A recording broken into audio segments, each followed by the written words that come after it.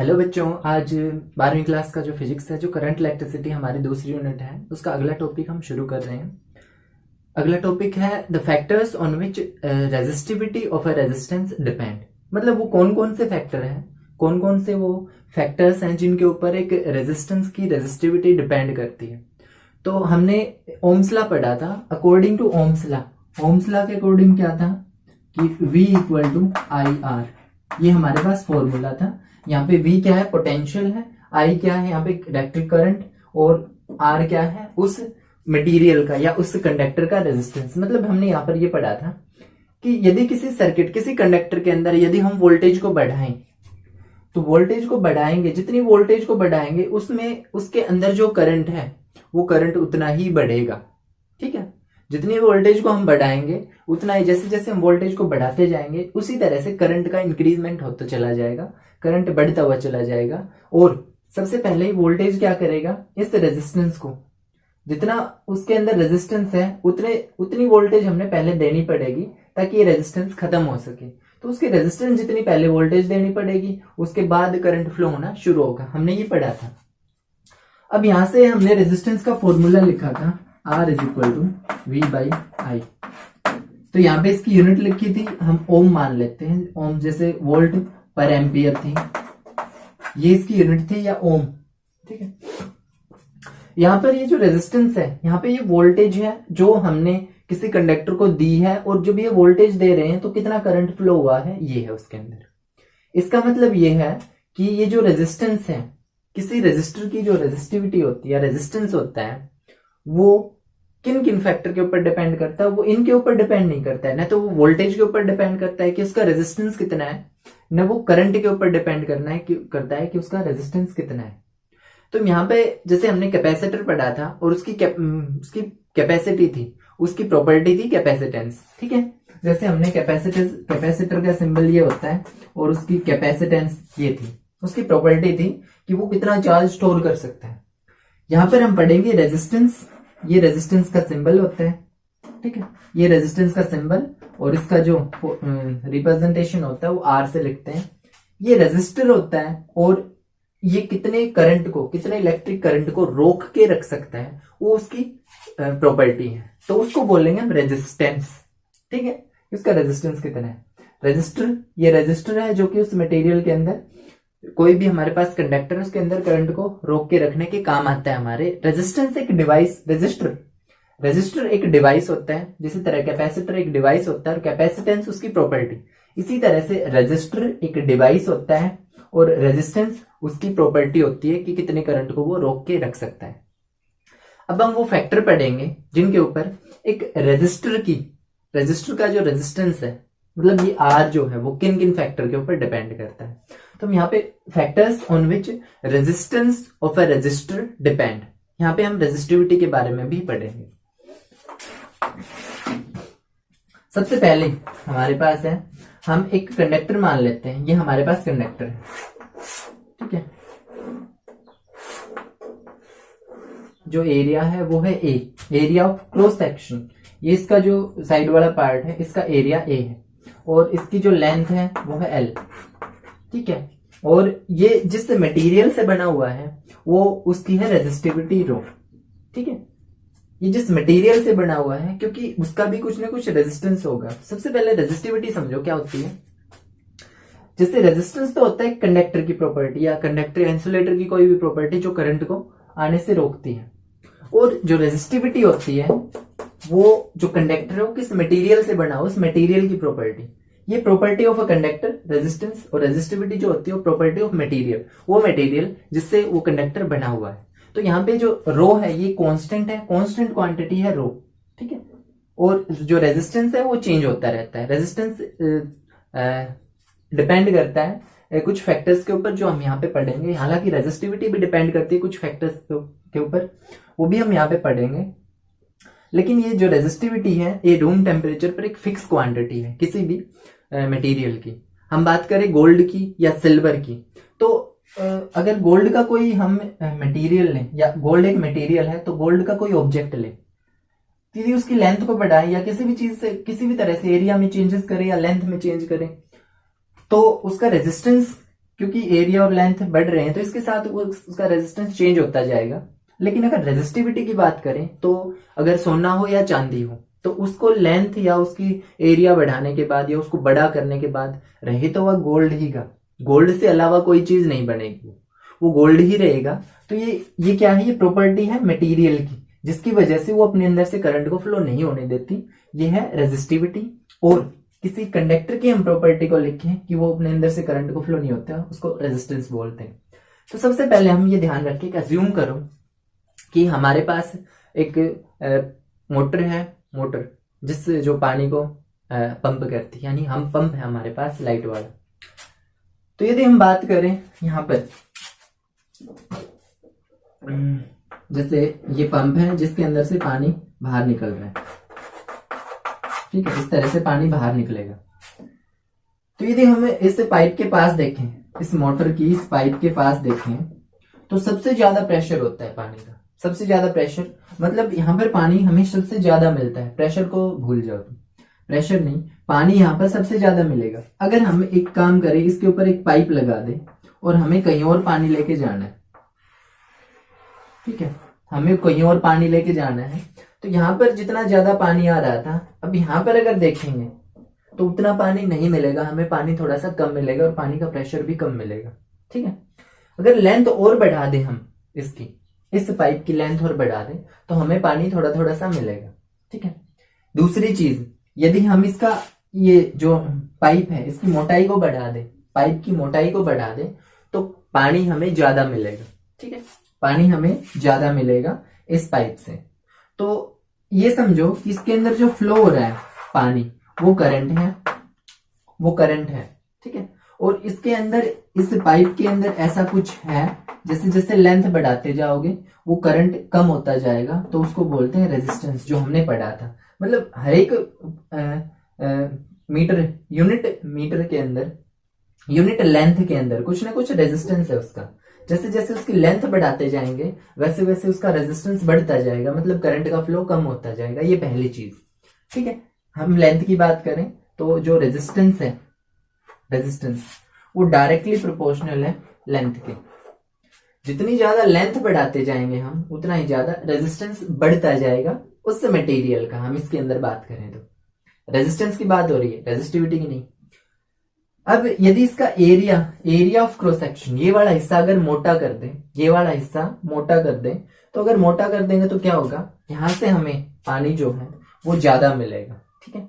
तो जो रेजिस्टेंस है, तो इसका मतलब क्या है कि रेजिस्टेंस कम हो गया। जैसे जैसे एरिया बढ़ा दिया, उसके बीच में जो पानी को रोक रहा था, जो इलेक्ट्रिक करंट को रोक रहा था, वो चीज कम हो गई। तो ये इनवर्सली प्रोपोर्शनल होगा एरिया के, एरिया ऑफ क्रॉस सेक्शन। यहाँ पे ध्यान रखो, ये एक और ये दो, इसको डायरेक्टली प्रोपोर्शनल, इनवर्सली प्रोपोर्शनल का साइन एक ही होता है, लेकिन हम यहाँ पे इसको बोलते कैसे हैं, resistance is directly proportional to length. Directly proportional का मतलब जितनी लेंथ बढ़ाते जाओगे उतना रेजिस्टेंस बढ़ता जाएगा। यहाँ पे देखो एरिया है और एरिया 1/, है, एरिया इसके नीचे है, मतलब जितना इसके अंदर एरिया को बढ़ाते जाएंगे उसका रेजिस्टेंस कम होता जाएगा, और एरिया को कम करते जाएंगे तो रेजिस्टेंस बढ़ता जाएगा। यहाँ पे ये साइन डायरेक्टली प्रोपोर्शनल का ही है। इसको या तो ये बोल सकते हो, ये आर जो resistance is directly proportional to 1/, area, ठीक है, एरिया ऑफ क्रॉस सेक्शन। या हम इसको सीधा ये बोल सकते हैं कि resistance is inversely proportional to the area of cross section of the conductor, area of cross section of the conductor. हम एक और दो इक्वेशन है हमारे पास, तो from 1 and 2, from 1 and 2 we get, एक और दो इक्वेशन का यूज करें तो ये भी रेजिस्टेंस के बराबर है और ये भी रेजिस्टेंस के बराबर, दोनों को हम डायरेक्टली प्रोपोर्शनल टू L/A हम ये लिख सकते हैं, ठीक है। अब जैसे V is directly proportional to I हमने ये किया था, उसमें ये प्रोपोर्शनलिटी के साइन को हटाने के लिए कांस्टेंट यूज किया था। कांस्टेंट क्यों यूज किया था, क्योंकि इसकी लेंथ, एरिया और ये किस मटेरियल से बना हुआ है, वो सारी चीजें, जैसे करंट फ्लो होगा तो करंट उसके अंदर रुकेगा, थोड़ा सा कम होगा, वो किसकी वजह से, वो उसके लेंथ, एरिया और जिस मटेरियल से बना हो उसके कारण उसके अंदर एक रेजिस्टेंस उत्पन्न होता है, एक प्रतिरोध उत्पन्न होता है जो कि करंट को रोकता है। तो वो हमने यूज किया था यहाँ पे कि भाई इस वोल्टेज कितनी देनी पड़ेगी, पहले इसके रेजिस्टेंस को खत्म करना पड़ेगा हमने, जितना इसके अंदर रेजिस्टेंस है उतनी वोल्टेज पहले देनी पड़ेगी, उसके बाद करंट फ्लो होना शुरू होगा। इसमें भी यही है, resistance is directly proportional to L by A. Length जितनी बढ़ाएंगे उतना रेजिस्टेंस बढ़ता जाएगा, मतलब करंट का फ्लो उतना कम होता जाएगा। एरिया जितना बढ़ाते जाएंगे मतलब करंट उतना ज्यादा होता चला जाएगा, रेजिस्टेंस उतना कम होता चला जाएगा। तो यहाँ पे एक चीज और है जो इन दोनों के मतलब प्रोपोर्शनलिटी के साइन को हटाने के लिए कांस्टेंट यूज करेंगे। तो वो कांस्टेंट हम ऐसा यूज करते हैं जैसे कि इसमें किया था कि डिपेंड करता था कि इसका एरिया कितना है, लेंथ कितना है। यहाँ पर रेजिस्टेंस पहले से ही दिया हुआ है कि रेजिस्टेंस भी किन फैक्टर के ऊपर डिपेंड करता है, तो लेंथ और एरिया के ऊपर तो ये सीधा सीधा करता है। लेकिन अगर एक चीज और हो कि भाई हमारे पास एक इंसुलेटर है, ठीक है, इंसुलेटर, तो इंसुलेटर का यदि हम एरिया ऑफ क्रॉस सेक्शन कितना भी बढ़ाएं तो उसका रेजिस्टेंस कम नहीं होगा, ठीक है। उसका रेजिस्टेंस क्योंकि वो इंसुलेटर है तो उसके अंदर ऐसा कुछ है जो किसी भी करंट को पास नहीं होने देता है, तो उसको बोलते हैं, उसके अंदर क्या है, रेजिस्टिविटी है, उस मटेरियल की प्रॉपर्टी होती है जो अपने अंदर से करंट को फ्लो नहीं होने देती। तो R इज इक्वल टू, यहाँ पे प्रोपोर्शनलिटी के साइन को हटाने के लिए कांस्टेंट यूज करेंगे। कांस्टेंट क्या है, जिस मटेरियल से वो ऑब्जेक्ट बना हुआ है, जिस मटेरियल से ये पदार्थ बना हुआ है, जैसे चांदी से बना हुआ है तो चांदी की रेजिस्टिविटी सबसे कम होती है, इसलिए उसके अंदर से सबसे ज्यादा करंट फ्लो होता है।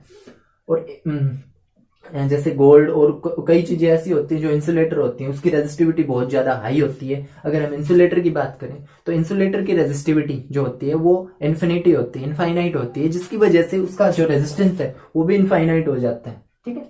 R इज इक्वल टू रो, ये हम कॉन्स्टेंट यूज करेंगे, रो L बाई ए। यहाँ पे रो क्या है, रो है रेजिस्टिविटी,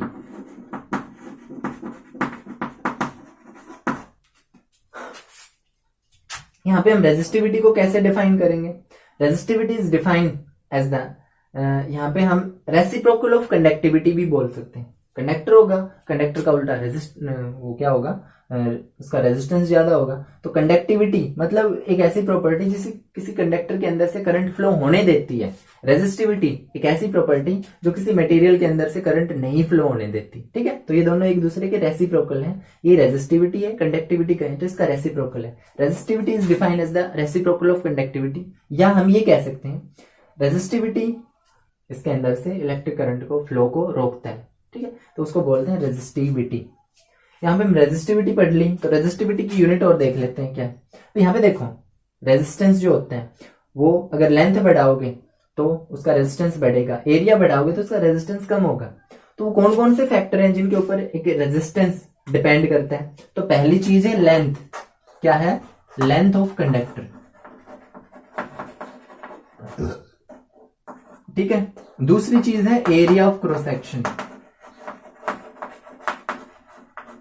और तीसरी चीज है ये है रेजिस्टिविटी। तो हम यहाँ पे रेजिस्टिविटी नहीं लिखेंगे, हम यहाँ पे लिखेंगे नेचर ऑफ मटेरियल,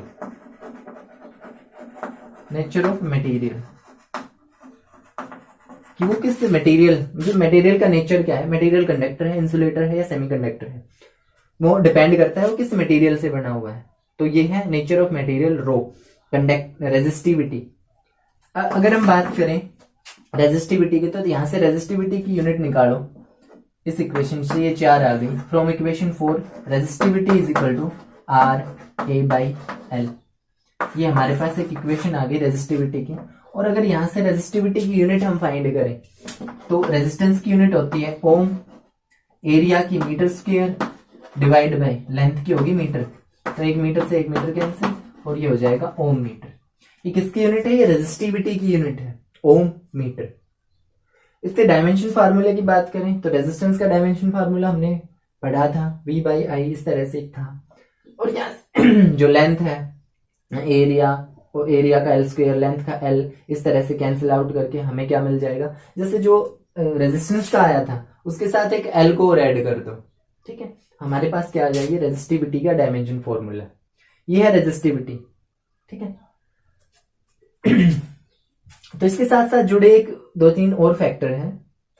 यहाँ पे रेजिस्टिविटी किन फैक्टर के ऊपर डिपेंड करती है, तो पेपर में ऐसा पूछते हैं कई बार कि यदि एक कंडक्टर की लेंथ को बढ़ाया जाए, कंडक्टर की लेंथ को बढ़ाया जाए उसकी रेजिस्टिविटी पे क्या इफेक्ट पड़ेगा। तो ध्यान रखो यहाँ से रेजिस्टिविटी ना तो लेंथ के ऊपर डिपेंड करती है, रेजिस्टिविटी ना एरिया के ऊपर डिपेंड करती है, और न रेजिस्टेंस के ऊपर डिपेंड करती है। ये तो हमने फॉर्मूला क्योंकि वो निकालने के लिए डायमेंशन फॉर्मूला और यूनिट निकालने के लिए यूज किया है, जैसे ये किया था रेजिस्टेंस का।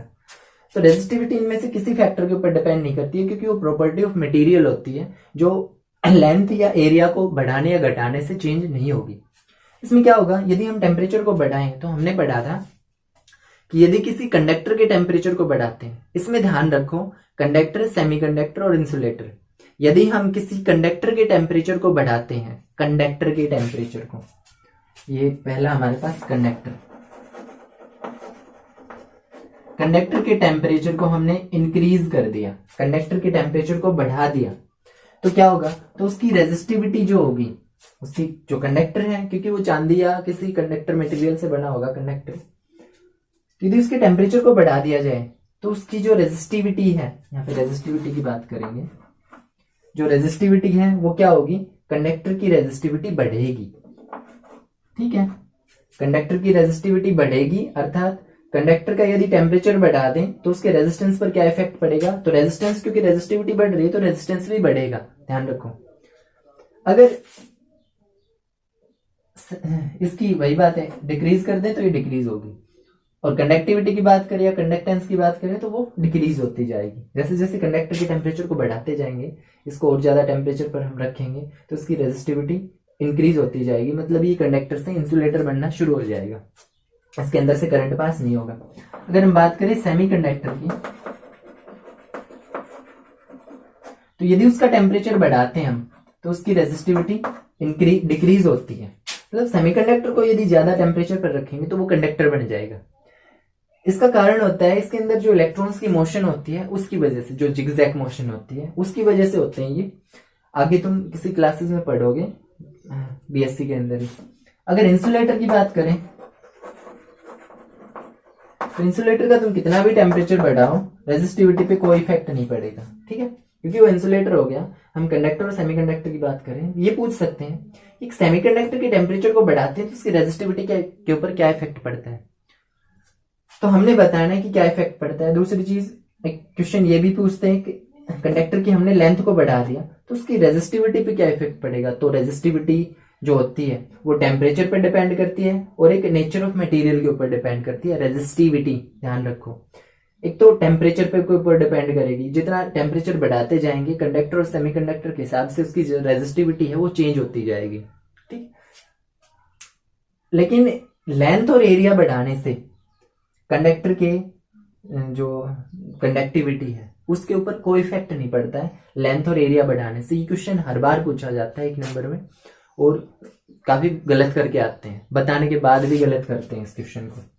ठीक है, यहाँ पे देख लेना कि कंडक्टर है या सेमीकंडक्टर है, क्या पूछ रहे हैं। रेजिस्टिविटी की उल्टी होती है कंडक्टिविटी और रेजिस्टेंस का उल्टा होता है कंडक्टेंस। यहाँ पे हम अगर बात करें, जैसे कि हमने बात कर ली रेजिस्टिविटी की और रेजिस्टेंस की, दोनों की बात कर ली। अगर हम कंडक्टेंस की बात करें, सी कंडक्टेंस, तो कंडक्टेंस वो प्रॉपर्टी होती है जिसके कारण इसके अंदर से करंट फ्लो होता है, वो किसी मटेरियल की प्रॉपर्टी नहीं होती। कंडक्टेंस होती है एक कंडक्टर की प्रॉपर्टी। जिस तरह से एक रेजिस्टेंस एक कंडक्टर की प्रॉपर्टी है उसे अपने अंदर से करंट फ्लो नहीं होने देता, इसी तरह कंडक्टेंस एक ऑब्जेक्ट की प्रॉपर्टी है जिसके अंदर से, जो अपने अंदर से करंट को फ्लो होने देती है, और ये रेसिप्रोकल होता है रेजिस्टेंस के। ये फॉर्मूला होगा इसका, conductance is equal to 1/R, और इसकी जो यूनिट है वो 1/ओम, या इसको बोलते हैं ओम इनवर्स या ओम का उल्टा, जैसे OHM होता है, इसका उल्टा करके लिख दो, इसकी यूनिट होगी MHO। ठीक है, 1/ओम या ओम इनवर्स या MHO, ये कंडक्टेंस की यूनिट होगी। अगर बात करें कंडक्टिविटी की, कंडक्टिविटी को हम लिखते हैं सिग्मा, ये कंडक्टिविटी का सिंबल है, कंडक्टिविटी। तो कंडक्टिविटी उस मटेरियल की प्रॉपर्टी होती है जिससे ये जो है ऑब्जेक्ट ये बना हुआ होता है, तो वो मटेरियल किसका बना हुआ होता है जिसकी वजह से वो अपने अंदर से करंट को फ्लो होने देता है, उसकी प्रॉपर्टी होती है कंडक्टिविटी, और कंडक्टिविटी होती है रेसिप्रोकल ऑफ रेजिस्टिविटी। इसकी बात करें रेसिप्रोकल ऑफ रेजिस्टिविटी, तो इसका जो फॉर्मूला होगा या यूनिट होगी वो होगी ओम इनवर्स मीटर इनवर्स, ठीक है, या MHO और मीटर इनवर्स, ये इसकी यूनिट होगी, ध्यान रखो, MHO ohm inverse metre inverse या MHO into M inverse metre inverse और डायमेंशन फॉर्मूले।